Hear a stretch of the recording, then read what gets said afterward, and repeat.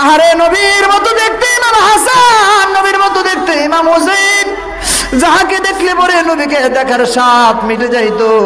কুফাবাসীরা তো অনুরোধ করার পরে ইমাম হোসেন রাদিয়াল্লাহু তাআলা আনহু কোন তরবারি আনে নাই, কোষবদ্ধ তরবারি ছিল। নিজের ছোট্ট বাচ্চা নববিবাহ ইমাম কাসেম আর সকিনা আজকে রাত্রে বিবাহ হয়েছে, সেই নব দাম্পত্য জীবনী সহ আরে ইমাম পরিবারের 5 জন তার সন্তানকে লইয়া কারবালায় যাওয়ার কথা ছিল না।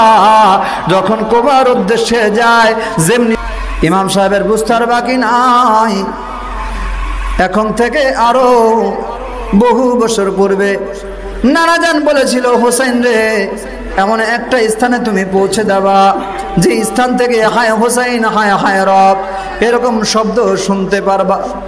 আওয়াজে বাতাসের সঙ্গে আসবে, তোমার ঘোড়ার পা মাটির জমিনের মধ্যে ডেবে যাবে, বুঝতে পারবা রে ওই জায়গাটা হলো শামে কারবালা।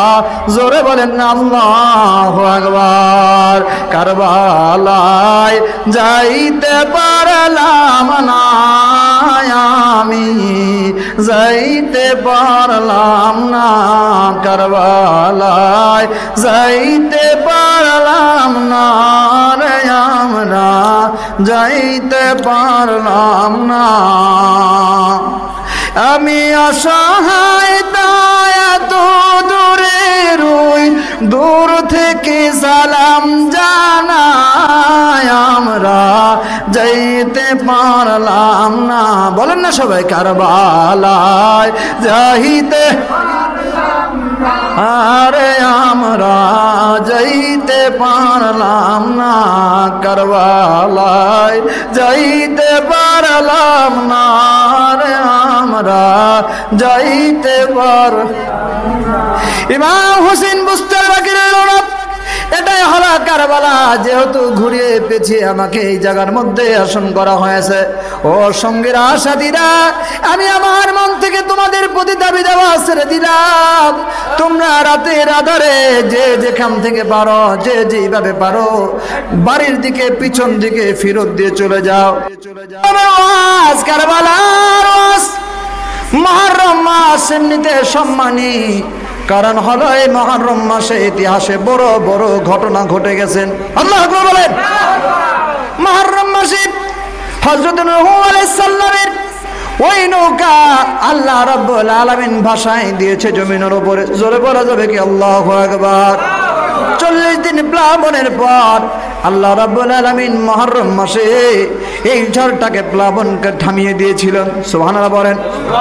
মুহররম মাসে হযরত ইউনুস আলাইহিস সালাম আল্লাহর পয়গম্বর ইউনুস নবীকে আমার আল্লাহ রাব্বুল আলামিন মাছের পেট থেকে মুক্তি দিয়েছেন। জোরে বলেন আল্লাহু আকবার। এই মুহররম মাসে আহারে আমার নবী রাহমাতুল লিল আলামিন বলে গেছেন বড় বড় বড় বড় অলৌকিক ঘটনা ঘটে গেছে। কিন্তু আমার নবী বলেছেন তার যেহেতু এমন একটা আশ্চর্য ঘটনা ঘটবে যার জন্য সব কিছু ঠেকে যাবে।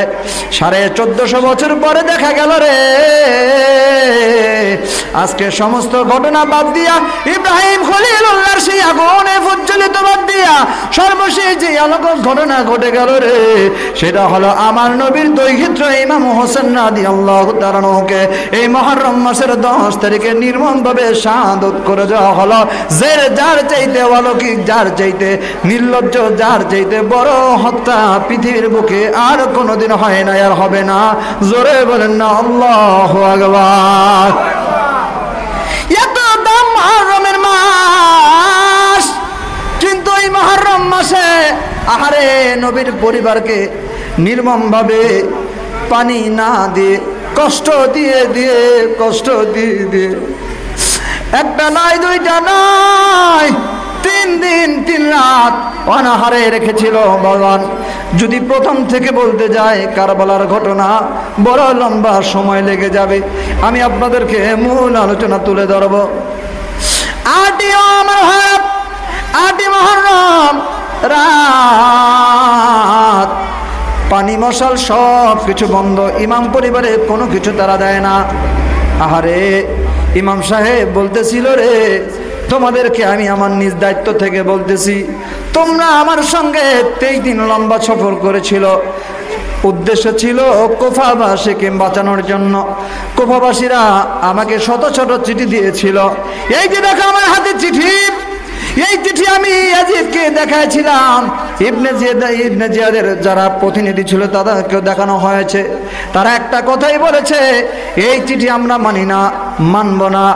একটাই মাত্র শর্ত, সেই শর্তটা হলো তুমি যদি ইয়াজিদের হাতে বায়াত গ্রহণ করো তাহলে পরে তোমার পরিবারে পানি দেওয়া হবে, তোমাদেরকে পানি দেওয়া হবে, তা না হলে এক বিন্দু পানি দেওয়া হবে না। আহারে আমার হোসেন বলেছিল জীবন দিব কিন্তু মিথ্যার কাছে নিজের ইমাম দিব না। জোরে বলেন না আল্লাহু আকবার। এ জাকির ভাইরা, বন্ধুরা, বাবাজিরা, গভীর মনোযোগ লাগান। আহারে রাতের আধারে বারবার বলতেছিল তাদের মূল উদ্দেশ্য হলো আমি হোসেনকে কতল করা, আমি হোসেনের মাথা তারা নেওয়ার জন্য। তাদের একটা বড় ইচ্ছা, যদি আমি হোসেনের মাথা তাদের নতশির হয়ে যায়, তাদের কদমে আমি মাথা নিচু করে ফেলি, তাদের মিথ্যার এই দাবি যদি আমি মেনে নেই, আর তাদের কোনো রাগ ক্ষোভ থাকবে না। কিন্তু কুফাবাসীরা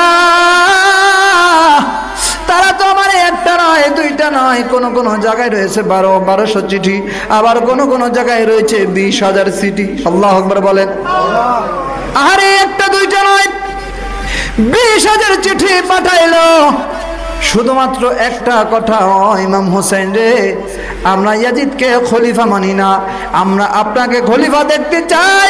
আপনার ভাই হাসান 6 মাস ক্ষমতায় থেকে ছিল, ওয়াদা করেছিল মুয়াবিয়ার পরে আপনাকে তারা ক্ষমতায় বসাবে।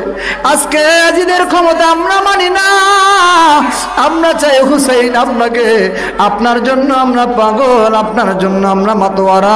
জোরে বলেন না আল্লাহু আকবার। আহারে নবীর মতো দেখতে ইমাম হাসান, নবীর মতো দেখতে ইমাম হোসেন, যাহাকে দেখলে পরে নবীকে দেখার স্বাদ মিটে যাইতো। কুফাবাসীরা তো অনুরোধ করার পরে ইমাম হোসেন রাদিয়াল্লাহু তাআলা আনহু কোন তরবারি আনে নাই, কোষবদ্ধ তরবারি ছিল। নিজের ছোট্ট বাচ্চা নববিবাহ ইমাম কাসেম আর সকিনা আজকে রাত্রে বিবাহ হয়েছে, সেই নব দাম্পত্য জীবনী সহ। আরে ইমাম পরিবারের 5 জন তার সন্তানকে লইয়া কারবালায় যাওয়ার কথা ছিল না। যখন কোবার উদ্দেশ্যে যায়, যেমনি ভাবে এই পুকুরিয়ার মধ্যে যখন আমরা ফরিদপুরে যাব, এ বাজান জাকির ভাইরা গভীর ভাবে বলেন, এই পুকুরিয়া যদি আমি এখানে বন্দি করে দেয়, হাজার হাজার মানুষ, 1000 মানুষ দেয়া রাস্তার মধ্যে ব্রিকেট দিয়ে বলি, আপনি মৌলানা সাহেব এই রাস্তায় ফরিদপুরে যাইতে পারবেন না, আপনি বলেন আমি কি এই রাস্তায় যাইতে পারবো নি? আমার যাইতে হইলে হয়তো বা কেষ্টপুর হয়ে ঘুরে যাইতে হইবে, আর তা না হলে পিছন দিয়া যা ভাঙ্গা হইয়া ঘুরে যাইতে হবে। কথা বলেন ঠিক না বেঠিক? ইমাম হোসেন রাদিয়াল্লাহু তাআলা আনহু, ওনার তো যুদ্ধ করার ইচ্ছা ছিল না, উনি তো জিহাদ করার জন্য আসেন নাই, উনি এসেছে ছোট্ট সত্যটা নিয়া, উনি এসেছে মানুষের সহযোগিতা করার জন্য, উনি এসেছে গরিব মেহনতি দুঃখী মানুষের সহায়তা করার জন্য। আজকে ইয়াজিদের লোকেরা ইমাম হোসেনের পথ রোধ করে দিয়েছে। খানা দানা ঠিক হয়েছিল, পানি পানিও সব কিছু ছিল রে, কিন্তু যখন পথটাকে রোধ করা হলো, প্রায় 200 কিলোমিটার রাস্তা ঘুইরা, 1 রাস্তা 2 রাস্তা 3 রাস্তা, এইভাবে 8টা স্টেপ পার করার পর এমন একটা স্থানে যা পৌঁছাইল রে, যে স্থানের নাম হলো শামে কারবালা। জোরে বলেন না আল্লাহু আকবার। এই কারবালার স্থানে যখন পৌঁছে গেল, কারবালায় পৌঁছে যাওয়ার পর চতুর্দিকে কেমন যেন একটা হায় হায় শব্দ আসতেছিল।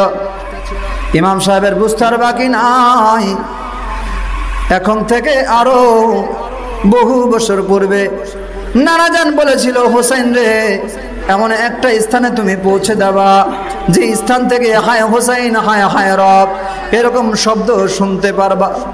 আওয়াজে বাতাসের সঙ্গে আসবে, তোমার ঘোড়ার পা মাটির জমিনের মধ্যে ডেবে যাবে, বুঝতে পারবা রে ওই জায়গাটা হলো শামে কারবালা। জোরে বলেন না আল্লাহু আকবার। কারবালায় যাইতে পারলাম না আমি, যাইতে পারলাম না কারবালায়, যাইতে পারলাম না রে আমরা, যাইতে পারলাম না। আমি অসহায় তাই এত দূরে রই, দূর থেকে সালাম জানাই আমরা, যাইতে পারলাম না। বলেন না সবাই, কারবালায় যাইতে আরে আমরা যাইতে পারলাম না, কারবালায় যাইতে পারলাম না রে আমরা, যাইতে পার। ইমাম হোসেন বুঝতে বাকি রইল না, এটাই হলো কারবালা। যেহেতু ঘুরিয়ে পেছিয়ে আমাকে এই জায়গার মধ্যে আসন করা হয়েছে, ও সঙ্গীরা সাথীরা, আমি আমার মন থেকে তোমাদের প্রতি দাবি দেওয়া ছেড়ে দিলাম। তোমরা রাতের আধারে যে যেখান থেকে পারো, যে যেভাবে পারো, বাড়ির দিকে পিছন দিকে ফিরত দিয়ে চলে যাও। আমার সঙ্গে ইয়াজিদের শত্রুতা, ইয়াজিদের কাছে যদি আমি বশ্যতা স্বীকার করে নে, তার সমস্ত রাগ উৎসাহ চলে যাবে। কারণ এটা তো একদিনের শত্রুতা নয়, এটা বংশের শত্রুতা।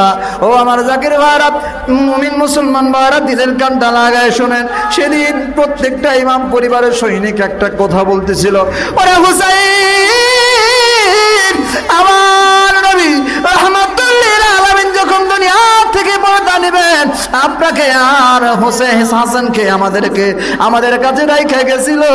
আজকে ও আমার দয়াল নবীকে আমরা দেখি না। আপনাকে দেখলে পরে দয়াল নবীজির কথা স্মরণ হয়ে যায়।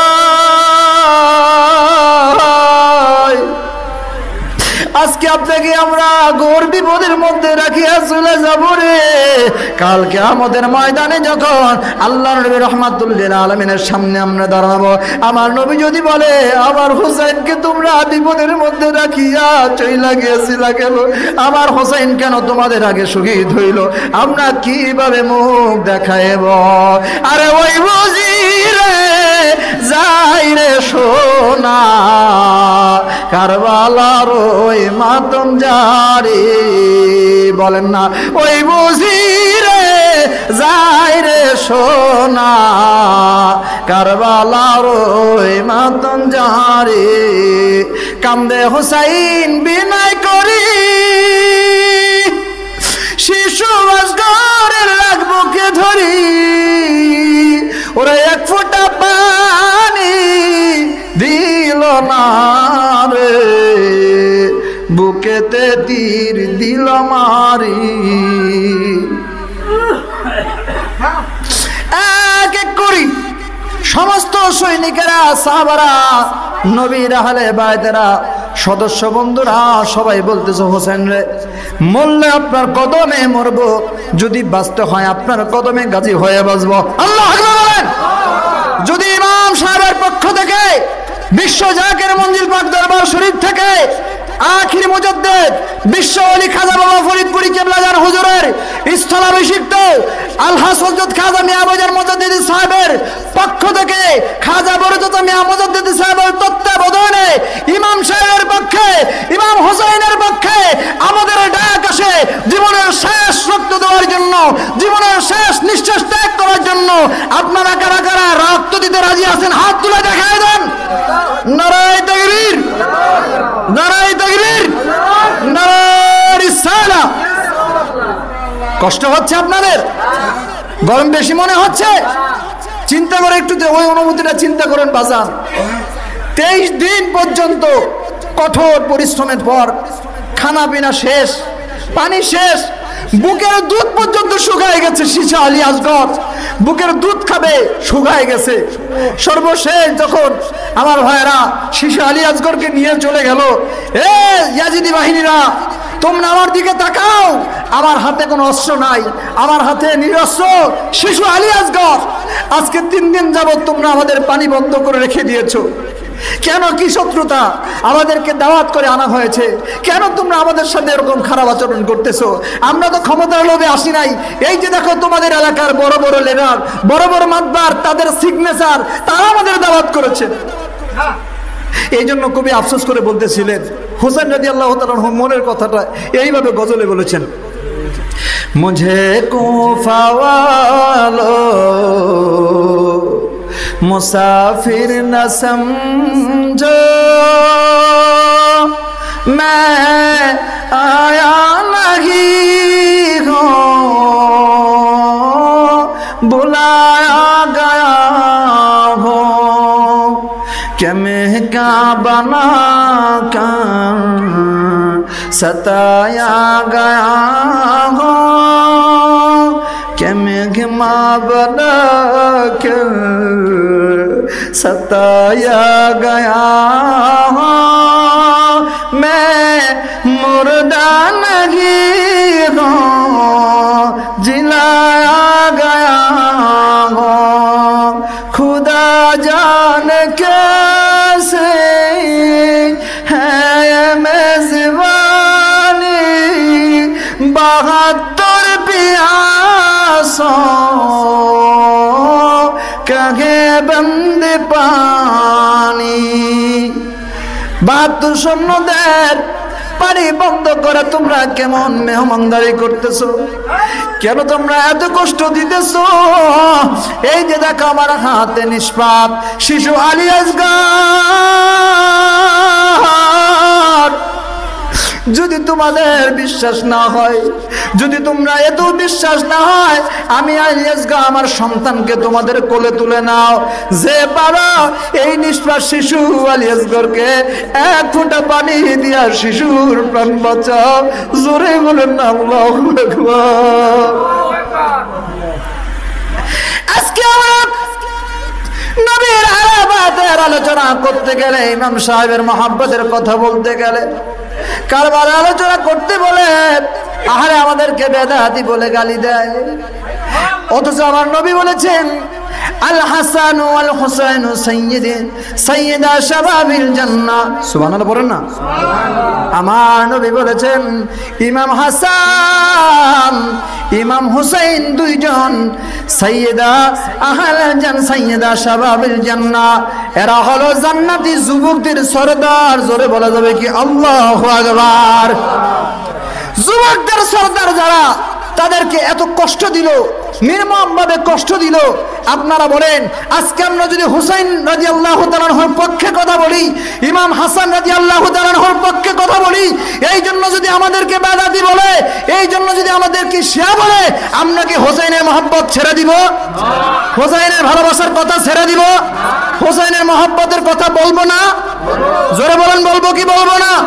হুজুর কেবলা যান ডাইনে বাইনে কোনো দিকে চিন্তা করা নাই, যেদিকে নবীর মহব্বত, যেদিকে আহলে বাইতের মহব্বত, যেদিকে হুসাইনের মহব্বত, ওইভাবে কথা বলেছেন। সুবহানাল্লাহ বলবেন না? আমার পীর কেবলা যান হুজুর, উনি ডানে বামে কোনো চিন্তা করেন নাই, উনি কারবালার ইতিহাস দেখে দেখে বলেছেন। সুবহানাল্লাহ বলেন না কেন? আল্লাহর ওলিদের ব্যাপারে আল্লাহ রাব্বুল আলামিন হাদিসে কুদসিতে বলেন, ইত্তাকু ফিরাসাতাল মুমিনিন। সুবহানাল্লাহ বলবেন না? আর একটু মহব্বতে বলেন না? ইত্তাকু ফিরাসাতাল মুমিনিন ফাইন্নাহু ইয়ানজুরু বিনুরিল্লাহ। তোমরা মুমিন বান্দার অন্তর্দৃষ্টিকে ভয় করো, কেননা তারা আল্লাহ রাব্বুল আলামিনের নূর দ্বারা দেখতে পায়। জোরে কোন সুবহানাল্লাহ? আর জোরে বলে কোন সুবহানাল্লাহ? এটা বলো একটু মহব্বতে তো রুশরি পড়েন, আল্লাহুম্মা সাল্লি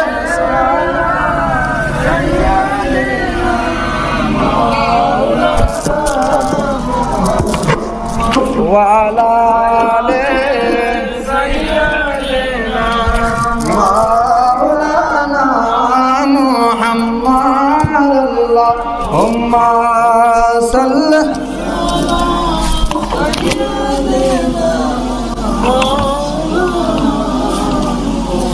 وعلى آل سيدنا مولانا।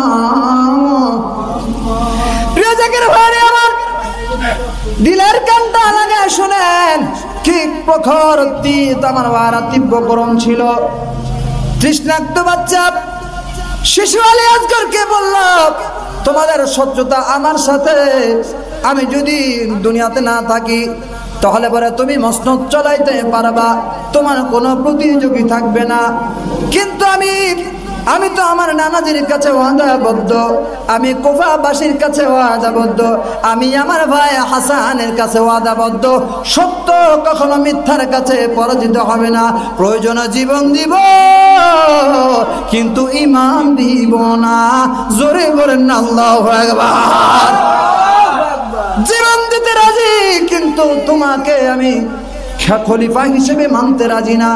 কেননা তুমি হচ্ছ দুশ্চরিত্রা, তুমি হচ্ছ লম্পট, তুমি হচ্ছ জেনাখর।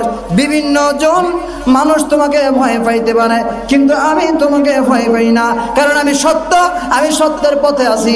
সত্যে থাকার কারণে যদি জীবন যায় আমি জীবন দিতে রাজি, ঈমান বিক্রি করতে রাজি না। আমি আমার ঈমান রহমাতুল লিল আলামিনের কাছে ঈমান বিক্রি করে দিয়েছি আল্লাহর রহমাতুল লিল আলামিনের মহব্বতের মাধ্যমে। জোরে বলেন আল্লাহু আকবার। এই কথা বলার পরে ওই পাশ থেকে ইয়াজিদি শিবির থেকে একটা তীর বলল, ও হোসাইন, সন্তানরে বুঝি পানি খাওয়াইবা? দাঁড়াও, পানি খাওয়াইতেছি।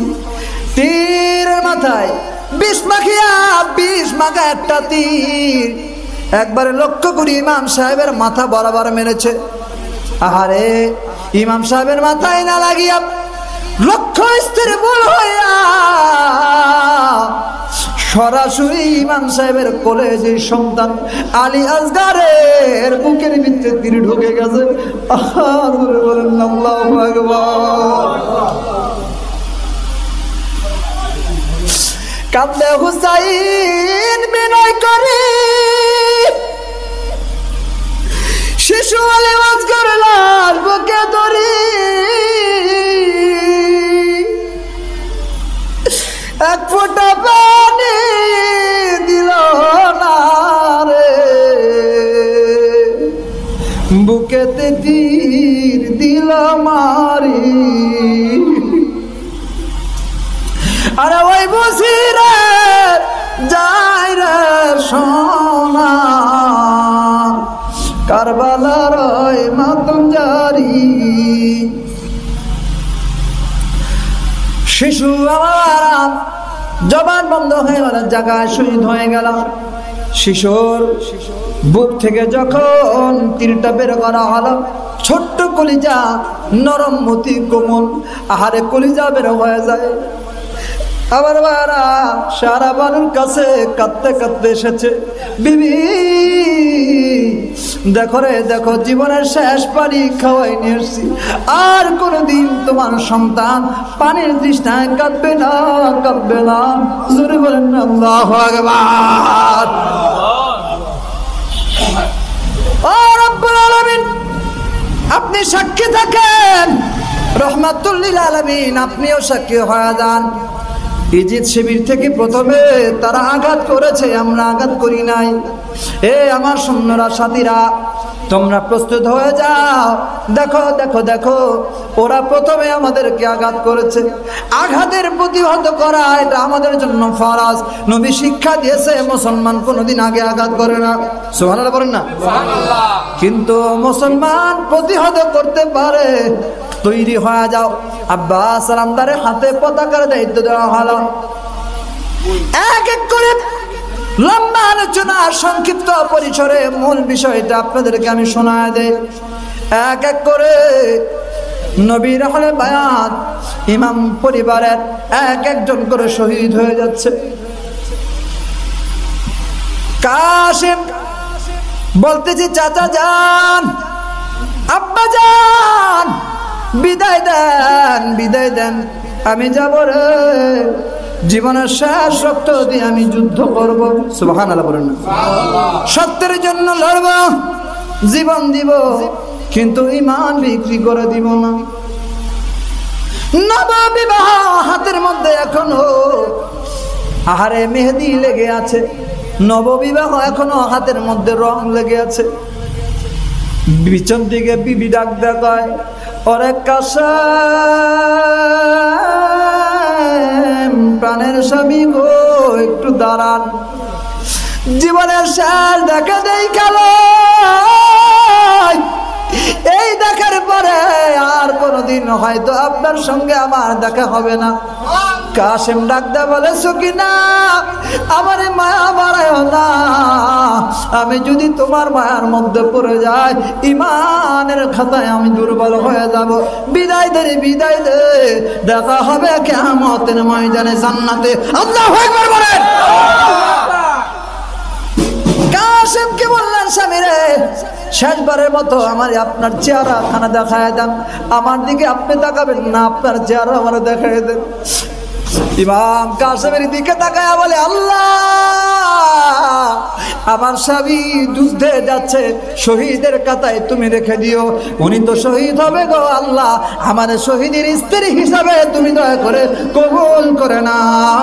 জোরে বলেন আল্লাহু আকবার। এটা ছিল বিবি, এটা ছিল স্বামী, ইসলামের জন্য সত্যের জন্য লড়ে গেছে। ইমাম কাসেম শহীদ হয়ে যায়। হযরত হোসেন রাদিয়াল্লাহু তাআলা আনহুর সন্তান বড় ছেলে আলী আকবর দাঁড়ায় গেছে, আব্বাজান বিদায় দেন, আমি একটু যাব, পানি আনার জন্য যাব, সত্যের জন্য জিহাদ করতে যাব, দেখি কে আমার সামনে দাঁড়ায়। ইমাম হোসেন ডাকতে বলে, বাবা তুমি আমার বড় ছেলে, তোমার দিকে তাকাইলে আমি রাহমাতুল লিল আলামিনকে দেখতে পাই, তোমারে আমি কেমনে বিদায় দিই রে, তুমি শহীদ হয়ে যাবা, এটা আমি কেমনে মেনে নেই। পৃথিবীর কোন বাবা পারে রে নিজের চোখের সামনে সন্তানকে বিদায় করে দিতে? বলতেছে, আব্বা জান আপনি যদিও না দেখতে পারেন, আমি জানি রে আমাদের শহীদের পরে তারা আপনাকেও শহীদ করে দেওয়া হবে, আপনার দেহ মুবারকের উপরে ওরা ঘোড়া দাবড়াইবে, আপনার সঙ্গে খারাপ আচরণ করবে, আমি সন্তান হয়া কিভাবে এটা মেনে নিব? জীবন দিব, আমি আপনার কদমে শহীদ নজরানা দিয়ে গেলাম বাবা, যদি দেখা হয় রে কাল কিয়ামতের ময়দানে জান্নাতে দেখা হবে। প্রেমার আমার ছেলে শহীদ, ইমাম সাহেব সবাই শহীদের পরে দাঁড়িয়ে গেছে। ইমাম সাহেব অনেক যুদ্ধ করার পর অসংখ্য কাফেরদেরকে, মুসলমান নামদার ইয়াজিদি বাহিনীদেরকে শহীদ করে ফেলল, বিদায় করে দিল। সর্বশেষ তারা না পেরে, যেহেতু নবীর পরিবার সবাই ছিল এক একজন তাগারা, তাদের সঙ্গে পেরে উঠতেছিল না, কিন্তু তারা বলল আমরা মল্লর যুদ্ধ করব এক একজন কইরা, অর্থাৎ ওর সাথে ও, ওর সাথে ও, একজন একজন কইরা। আপনারা বলেন তো 22,000 সঙ্গে 72 জন একসঙ্গে যখন যুদ্ধ করতেছিল, সবাই পালাইতেছিল। ওখান থেকে বলল, হোসেন যদি যুদ্ধ করতে যাও মল্লর যুদ্ধ করবা। ইমাম সাহেব বুঝতে পারলো তারা একটু কুটচাল কেটেছে। আহারে বলল, তোমরা বুঝতে পেরেছি এই ময়দানে তো আমাদের শহীদ হইতে হবে, জীবন দিবারে, কিন্তু পিছপা হব না। আল্লাহু আকবার বলেন। তোমরা যা বলবা তাতেই আমি রাজি আছি, কিন্তু আজকের এই পরে আমার ভাড়া সত্য জিতে যাবে, মিথ্যা দুনিয়ার বুকে ভেসে থাকবে, সত্য জিতে যাবে, মিথ্যা দুনিয়ার মানুষের কাছে ভেসে থাকবে। ওই চামারা ওই ময়দানে একমাত্র বেঁচে যাওয়া পুরুষ হযরতে জয়নাল আবেদিন, উনি অসুস্থ, এত অসুস্থ দাঁড়াতে পারে না। এরপরে বলেছিল, আব্বা জান আমার শুধু হুকুম দেন, আমি যাব যুদ্ধ করব। বাবা তুমি তো দাঁড়াইতে পারবা না, তুমি হলো এই বংশের সর্বশেষ উত্তরাধিকার, তোমার মাধ্যমে কিয়ামত পর্যন্ত এই ধারা চালু থাকবে। জোরে বলেন না আল্লাহু আকবার। কিতাবের ভিতরে আসছে, ইবনে কাসিরের ভিতরে আসছে। আমার পীর কেবলা জান হুজুরের মসজিদ শরীফের ভিতরে ঘটনাটা আসছে। যতদিন পর্যন্ত জয়নাল আবেদিন জীবিত ছিল রে, জীবনে কোনোদিন হাস্যোজ্জ্বল চেহারা দেখে নাই, শুধু কেঁদেছে, চোখে পানি ঝরেছে, চোখের সামনে নির্মম ইতিহাস। আহারে, একটা পরিবারের সকলকে শহীদ করে দেওয়া হয়েছে। শহীদ করে ক্লান্ত হন নাই, মাথাকে এক জায়গায় নিয়া ঘোড়া দাবড়ায়, দেহের উপরে ঘোড়া দাবড়ায়, একটা নয়, দুইটা নয়, 21টা বর্ষার আঘাত ইমাম সাহেবের দেহটাকে ছিদ্র করে ফেলেছিল। 33টা তরবারির আঘাতে দেহটাকে খণ্ড খণ্ড করে দিয়েছিল। ঘোড়ার পায়ের আঘাতে নির্মম সেই ইতিহাস। এখানে তারা ক্ষান্ত হন নাই, মাথাটাকে নিয়া ইবনে জিয়াদের মজলিসে যায়, ওই জায়গায় যা ইমাম সাহেবের মাথা মোবারকের মধ্যে থুতমার ভেতরে ছুরি দিয়া, লাঠির আগা দিয়া, তরবারি আগা দিয়া বলে, বদরের যুদ্ধের প্রতিশোধ নিলাম। নাউজুবিল্লাহ বলেন না, জোরে কর নাউজুবিল্লাহ। এই কথার মাধ্যমে বোঝা গেল রে, এটা শুধু একদিনের যুদ্ধ নয়, এটা পিছনের কয়েকশো বছর আগের যুদ্ধ। জোরে বলেন না, ঠিক না বেঠিক? এটা আগের শত্রুতা দিনে দিনে হয়ে আসছে। কারবালা হচ্ছে ফাইসালা, সর্বশেষ ঘটনা ঘটে গেছে, যেটা নির্মম ইতিহাস। বাজান সংক্ষিপ্ত পরিসরে বললাম, লম্বা ঘটনা আপনাদেরকে বুঝাচ্ছি। এরপরে ইমাম সাহেবের মাথা যখন আমার ভাইরা সিরিয়ায় নিয়ে যাওয়া হচ্ছে, দামেস্ক থেকে ওই ইরাকে নিয়ে যাওয়া হচ্ছে, ইরাকে নেওয়ার পথে একটা ইহুদি দেখলো অনেক সৈন্য, তার সঙ্গে ইমাম সাহেবের পরিবার, যারা পর্দার বাইরে কোনোদিন যান নাই, তাদেরকে বেপর্দা ভাবে আমার ভাইরা অপমান করা হয়েছে। ওই ইহুদি বলতেছিল রাত্রেবেলা, ইহুদি বলতেছিল তোমরা কারা? বললো আমি ইয়াজিদের লোকজন। আর পিছনে কারা? বললো এরা হোসাইনের পরিবার। তো কোথায় যাচ্ছ? বলতেছো এই যে মাথাটা, এই মাথাতে নিয়ে আমরা সিরিয়ায় যাচ্ছি, ইরাকে যাচ্ছি। তখন বললো শোনো, ইমাম হুসেন বলতে কার কথা বলতেছো? তোমাদের যে ধর্মের প্রধান হযরত মুহাম্মদ রাসূলুল্লাহ সাল্লাল্লাহু আলাইহি সাল্লাম, ওনার দৌহিত্র, তার কথা বলতেছো? তারা গর্বের সঙ্গে বলতেছে হ্যাঁ। বললো হাই, বড় আফসোস তোমাদের জন্য। আমি ইহুদি, আমার ভাইরা, আমি যাকে মানি আমি হচ্ছে ঈসা নবীর উম্মত। যদি কোনো ক্লু পাইতাম, ঈসা আলাইহিস সালামের একটা জুতা পারতাম, সেটা স্বর্ণতে আমরা ঢালাই করে রাখতাম। আর তোমরা ইমাম পরিবারের ইমাম সাহেবের মাথাটাকে এইভাবে তোমরা অপমান করে নিয়ে যাচ্ছ, তার পরিবারকে এমনি কষ্ট দিচ্ছ। আহা, তোমাদের জন্য বড় দুর্ভোগ। সর্বশেষ বলতেছে তোমাদেরকে একটা প্রস্তাব আমি দেই, তোমরা কি রাখবা? বলেন কি প্রস্তাব? বলো শোনো, যেহেতু রাত্রেবেলা যাচ্ছ, আমার ঘরের মধ্যে আজকে তোমরা রেস্ট করো। সুবহানাল্লাহ বলেন। আমার ঘরে তোমরা আজকে মেহমানদারি হও। তোমাদেরকে আমি একটা নয়, দুইটা নয়, 10,000 স্বর্ণ মুদ্রা দেব। সুবহানাল্লাহ বলেন। কত মুদ্রা? স্বর্ণ মুদ্রা 10,000। এখনকার সময় না বাজান, তখনকার সময়। কিন্তু শর্ত একটা। কি শর্ত? শর্ত হচ্ছে ইমাম সাহেবের যে মহিলা পরিবার আছে, তাদেরকে তোমরা আলাদা একটা জায়গায় রাখবা, কোনো বেয়াদবি করাইতে পারবা না। আর এই মাথাটা আমার কাছে, আমার দায়িত্বে থাকবে। তোমরা আজকে সারা রাত আমার ঘরে খাবে। সুবহানাল্লাহ বলেন না। একটা ইহুদি স্পষ্টভাবে কিতাবের ভিতরে আসছে, রাত্রেবেলা যখন তাদেরকে থাকার আলাদা ব্যবস্থা করলো, ইমাম সাহেবের পরিবারকে মাপ চেয়ে বললো আমি লজ্জিত, আমি খুবই দুঃখিত যে আপনাদেরকে এভাবে অপমান করা হয়েছে। আমি যদি থাকতাম, আমিও আপনাদের জন্য জীবন কুরবান করতাম। সুবহানাল্লাহ। রাত্রে যখন গভীর হয়ে যায়, ইমাম সাহেবের মাথাকে আমার ভাইরা গোলাপ, আতর, জল বিভিন্নভাবে সুন্দর করে ধুয়ে মুছে, রাতের বেলা যখন ইহুদি আমার ভাইরা মুরাকাবার হালতে বসেছে, ওই পাদ্রী মুরাকাবায় বসে দেখতেছে, হায় চতুর্দিকে মাথা মোবারকের মধ্য থেকে মিশকে আম্মারের ঘ্রাণ বাহির হচ্ছে। একসাথে বলেন না সুবহানাল্লাহ। ইহুদি নির্বোধ বোকা হয়ে গেল। হায় এই ঘ্রাণ আসে কই থেকে? ভালো করে খেয়াল করলেন। এবার যখন ভালো করে নাকের মধ্যে খেয়াল করলেন, দেখতেছেন যেই জায়গার মধ্যে উনি ইমাম সাহেবের মাথা ধুইয়া আমার ভাইরা মুছে আদবের সাথে আমার ভাইরা রেখেছে, ঠিক ওই জায়গার মধ্য থেকে মিশকে আমার ঘ্রাণ আসতেছে। সুবহানাল্লাহ বলেন। উনি মাথাটাকে চুমা দিয়া, চুমের মধ্যে চুমা দেয়, মাথার মধ্যে চুমা দেয়, কপালের মধ্যে চুমা দেয়, চোখের মধ্যে চুমা দেয়। চুমা দিতে রাতের বেলা উনি ওখানে ঘুমায় পড়ছে। রাতের বেলায় স্বপ্নের মধ্যে দেখতেছেন রাহমাতুল লিল আলামিন ইমাম সাহেবকে নিয়ে বলতেছে, আজকে তোমার প্রতি আল্লাহ এবং তার রাসূল খুশি হয়ে গেছে, আল্লাহ তোমাকে মাফ করে দিয়েছেন, তুমি পড়ে নাও লা ইলাহা ইল্লাল্লাহু মুহাম্মাদুর রাসূলুল্লাহ। একটা ইহুদি মাফ হয়ে গেল।